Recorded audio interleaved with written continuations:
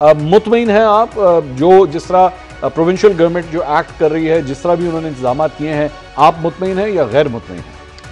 बहुत शुक्रिया मंसूर साहब। देखिए, कुछ चीज़ों के अगर हम देखें, अगर हम इसको बहुत टेक्निकल साइड पे तो शायद कमेंट ना कर पाऊँ, लेकिन अगर दो तीन सवाल हैं, अगर तो इसको एंटिसिपेट किया जा रहा था तो फिर देखना यह है कि जो आपका पीडीएमए है, क्या उनकी तैयारी ठीक थी? ठीक।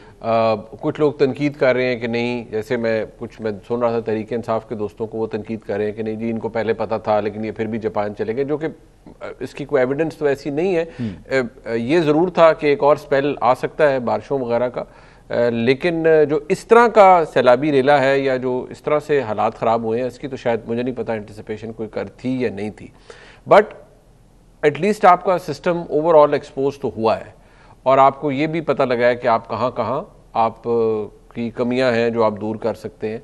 बहरहाल जब इस तरह की या इस नेचर का सैलाब आता है तो हमें कमेंट करते हुए भी ज़रा मैं समझता हूँ एहतियात करनी चाहिए और हुकूमतों को एक्ट करते हुए भी सोचना चाहिए कि बहुत सारी चीज़ों सिर्फ ऑप्टिक्स के लिए नहीं होती, आपको जेन्युइनली लोगों की मदद भी करनी चाहिए। हाँ। और वो उसके लिए जो प्रैक्टिकल काम है आप वो कीजिए, सिर्फ अच्छी प्रेस बनाने के लिए या फोटो सेशंस, हाँ, फोटो सेशंस के लिए ना करें, बल्कि एक्चुअली कुछ लोगों के लिए करें, जो कि मैं समझता हूँ जहाँ मुझे अच्छा लगा कि अगर ख्वाजा आसिफ साहब अपने हल्के में गए, लोगों तक रीच आउट करें, बहुत अच्छी बात है। एहसन इकबाल साहब, उनके बेटे अहमद इकबाल साहब, हाँ। नजर आ रहा है कि वो लोग वहां पर गए और वो कर रहे हैं, तो आई थिंक ये this is the best service to the people of Pakistan. अगर लोग मुश्किल में हैं तो आप उनकी मदद करें, लेकिन आपके जो फ्लॉज हैं ओवरऑल आपकी स्ट्रक्चरिंग के अंदर, कि अगर आपके रिवर बेड के साथ कोई हाउसिंग सोसाइटीज बनी है, वो कसूर रूडा का है, आपने भी उसे डिस्कस किया, हम सब ने उसको किया,